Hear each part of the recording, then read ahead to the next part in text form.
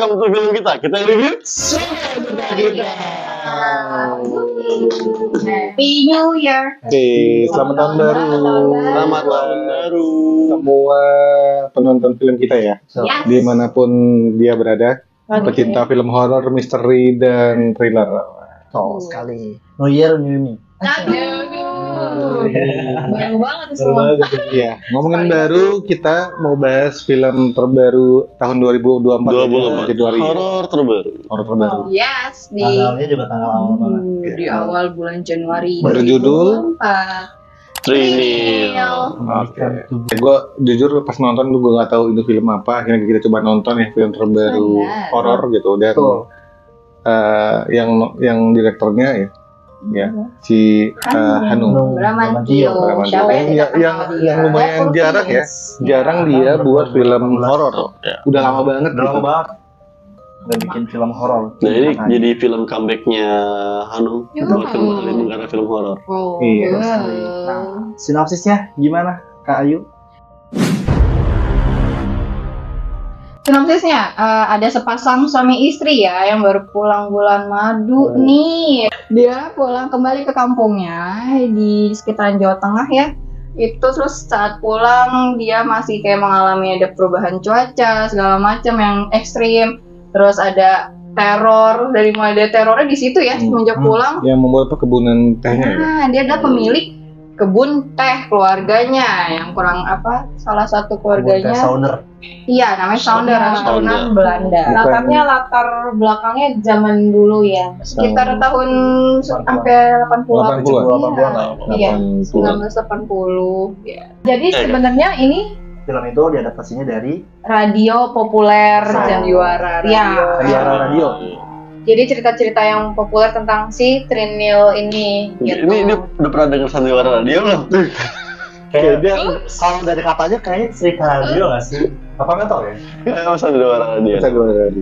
Tapi kalau lu pada tahu tuh dulu tuh di era 90-an, 2000-an itu. Jadi setiap hari Jumat tuh malam Jumat tuh ada Cerita horor. cerita horor. Itu gue seneng banget sih ya. Iya. Dulu kalau gue dengernya yang versi Sunda. Iya. Ada juga di Spotify Oh, podcastnya. bisa. di beberapa platform tadi ya bisa Ya. kalian dengar tentang cerita-cerita seram ataupun ya videonya Ya. juga kan sekarang ada. Oke, dan gimana kesan kalian setelah nonton film ini? Oke, gue punya cerita menarik ketika ada pas pertama kali poster film ini keluar. Jadi gue waktu itu lagi rapi-rapi. Terus gue pengen nonton kayaknya gitu ya. Waktu itu pengen ada film apa ya, gue lupa waktu itu. Terus akhirnya gue buka lah XX1. Tuh gue lagi rapi-rapi sendirian loh jadinya. Rapi-rapi kayak gudang gitu kan, rapi-rapi gitu pengen nyari buku. Terus pas gue swipe kan emang posternya serem ya tadi gitu. Salah doang gitu. Tadi kok biasa kayak ada yang belakang kata gue bukunya. Gudang lagi ya. Akhirnya bukunya gue taruh gitu. Anjir. Itu kepala ya? Iya, kepala. Di bawah malah banget. Jadi kalau namanya kuyang ya. Kuyang. Ada beberapa nama lainnya juga ya di Bingung daerah. karena ada proses penindihan. Kan kalau Ketindihan. ketindihan. Gue tuh inget banget kalau lagi gembel temen-temen gue tuh hati-hati lu tidurnya jangan lupa ini ntar lu ketindihan lo gitu. Gue baru tahu loh. Oh ketindihan tuh ini maksudnya ya. Oh ketindihan. Tapi ini tuh lebih dalam kasus yang berlebihannya sih, Iya. karena sampai mengakibatkan meninggal gitu. Karena biasanya ketindihan. Kedengaran apa gua? Ketindihan itu biasanya orang-orang nyebutnya tuh kayak sleep paralysis gitu kan, karena ada entah ada ilmiah atau sainsnya atau memang dia benar-benar ketindihan karena sesuatu yang berbau hal mistis gitu. Jadi kalau di sini memang pure ketindihannya tuh mistis gitu ceritanya. Karena mungkin zaman dulu nyebutnya ketindihan kali ya. Iya, rep-rep gitu kan. Ya itu adalah ketindihan. Jadi ketindihan sampai menyebabkan kematian atau meninggal. Ada masuk berita heboh. Tapi tetap harus di-keep dari keluarga si Saunders ini. Tapi kalau kesan gue jujur nonton film ini ya entah kenapa ya, karena mungkin udah gue punya ekspektasinya ketinggian, dan setelah nonton ini gue ngerasa aduh apa ya, gue bingung mau ngomong apa, tapi ada di tengah-tengah tiba-tiba kayaknya ceritanya tuh kayak serba ada bagaimana kayak dipaksa gitu deh. Kayak abis ini ada ini, tiba-tiba pindah ke sini gitu. Kayak aduh. Dan tiba-tiba di tengah-tengah tuh kayaknya udah dipaksa, dan nanti ada adegan tiba-tiba ada orang yang ditolong tiba-tiba mati gitu. Itu kayak aduh. Ya gue gak ngerti ya gitu. Apakah sandiwara seperti itu gitu karena proses seperti ini, tapi jujur gue ngerasa bahwa ini lumayan terlalu memaksa gitu di filmnya itu doang sih. Oh, yang bikin gue menarik adalah yaitu ada Wulan Guritno sama anaknya. Aduh, ada yang ngirikan Mas. Mereka akan berakting bersama, ternyata tidak. Para bule-bule ini ya. Nggak dalam one frame sih sebenarnya lebih tepatnya, tapi dalam satu film yang sama sih. Dalam memerankan tokoh yang sama. Ya, betul, satu karakter. Ayu muda dan Ayu yang sudah tidak ada. Aku lebih ke, kalau dari namanya sendiri ya judulnya kayak ingatnya sejarah nggak sih, kayak Trinil gitu. Karena gue anak IPS gitu. Jadi Trinil tuh kayak pernah denger deh gitu kan, tapi apa? Akhirnya pas lagi ingat-ingat lagi saat dia buka buku, salah satu buku atau dia mau mungkin nyari sosok wujud makhluknya ini apa sih gitu kan. Terus kayak ingatan, oh iya Trinil kan nama wilayah atau desa gitu kan di Jawa Timur, kayak berhubungan dengan sejarah. Ternyata ya enggak sih, nggak ada hubungannya ke situ, cuman dia terinspired aja, kayak inspirasi dari namanya sedang Trinil gitu. Itu monsternya itu nama Trinil. Nah itu kan, atau gitu sih, Kak. tokoh ataupun apa gitu kan makhluknya maybe, tapi ya cuman namanya si karakter ini aja. Ya kalau misalnya kayak Ivana, terus kayak apa ya, yang Itu kan memang makhluknya kan. yang Mumun, berarti Iya, benar-benar, tapi kalau Trinil tuh bukan makhluknya justru, tapi Nah kayak itu karakter utamanya iya sih, cuman bukan si makhluk ini. Oke. Kalau Dinda, apa kesan setelah nonton ini dulu? Oke, jadi setelah nonton ini sih aku ngerasanya kayak ngebalikin childhood memories, kayak the biggest here waktu kita kecil gitu. Karena dari semua kayak misalkan yang sering dibahas sama ibu-ibu di pinggiran kampung gitu ya, kayak ada poci lah atau ada kuntil lah dan lain, itu terlalu biasa gitu. Jadi kalau misalkan kita muncul kata hantu yang memang munculnya dari Kalimantan itu ya, kalau saya Sumatera atau Kalimantan entah ya.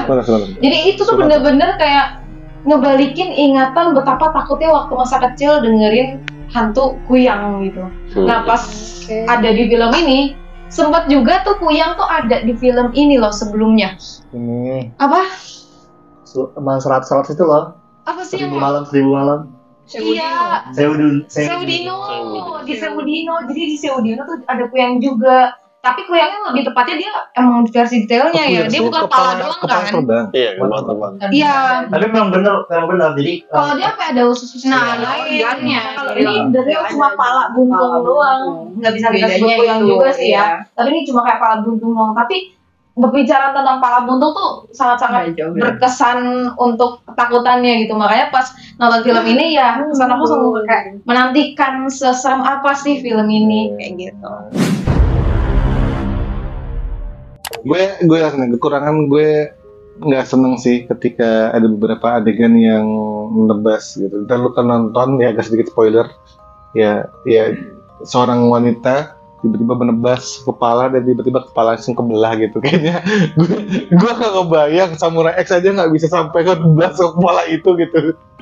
Ini kayak tiba-tiba kenapa itu ada beberapa adegan yang lumayan nggak masuk akal sih gitu. Gue nggak, tapi gue senengnya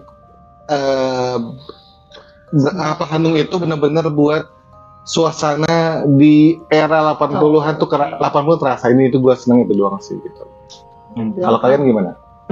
Kalau gue mungkin kekurangannya adalah kurang aja sama ceritanya gitu. Jadi kayak nggak kalau setelah nonton itu nggak begitu yang kayak ingat-ingat gitu loh. Jadi kayak nggak terlalu takut dan horornya gitu.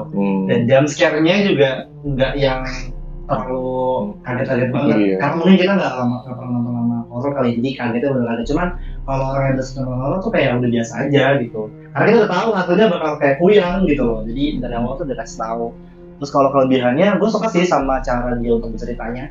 Dari awal sampai dia mundur ke belakang gitu. Kalau udah spoiler tuh kayak dia udah ke belakang lagi, maju lagi, belakang lagi. Itu sih. Itu yang menurut gue kelebihan dan kekurangan ya. Kalau gue ceritanya rapi sih, kalau menurut gue. tapi terus cara ngeceritain tadi sama kayak Iqbal, cara ceritainnya dia rapi gitu kan, berunut gitu. Terus kita juga nggak dibuat pusing-pusing banget sebetulnya buat ngikutin alur ceritanya kan.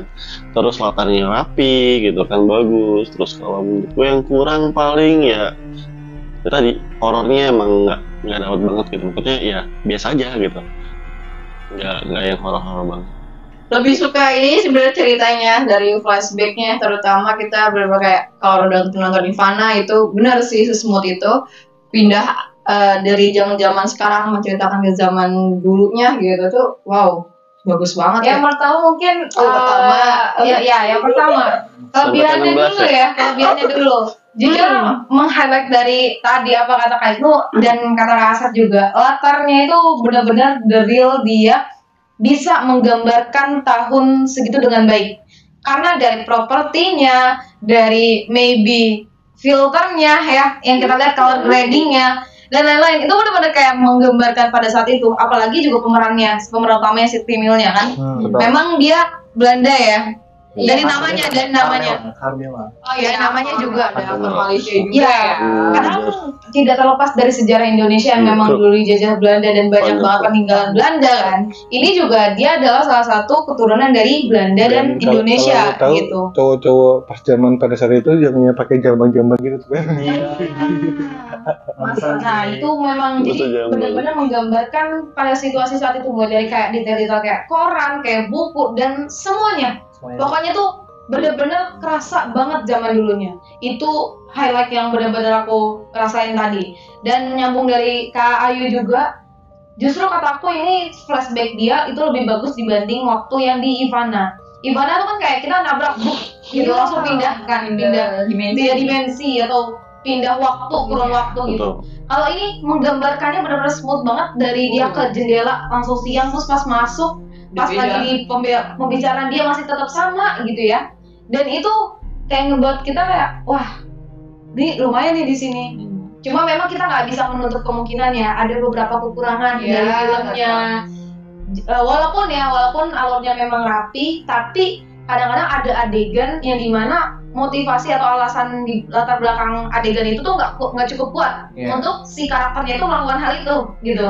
Jadi kita ngerasa kayak kurang deh, kok bisa kayak gini gitu. Walaupun cuma dari si pasangannya, walaupun kita ngerasanya gini, walaupun kita ngerasanya kita bisa ngelogikain, dia berlaku kayak gini karena kayak gini. Tapi kurang cukup kuat digambarkannya sehingga kita masih ngerasa kayak kejanggal dia ngelakuin hal kayak gini. Dan satu poin lagi yang aku highlight adalah reaksi dari suaminya atau si Sultan ini, the real kayak kita guys. Bener-bener aku suka banget ngeliat dia reaksinya kayak setakut itu gitu. Dan kayak langsung gitu, nggak kayak misalnya kita nonton film hantu tuh kayak udah ngerasa nih ada radio horor masih didengerin gitu. Kalau dia nggak, buru-buru cabut. Habis itu udah dengar suara-suara muncul lagi ya, setelah dia cabut, dia langsung takut. Ini bener-bener kayak kita yang kita bayangin nggak sih? Kalau kita menghadapi situasi kayak gitu kita langsung takut kan? Jadi masalah perbedaan antara dia sama si Raranya itu berbeda banget. Iya, gue ngeliat kayak film Indosiar yang ngamuk-ngamuk gitu. Gue apa sih? Lu udah ditolong tapi nggak ada sopan. Sama kata Rara ini. Udah hidup gak berbuat terus, mati juga berbuat setan.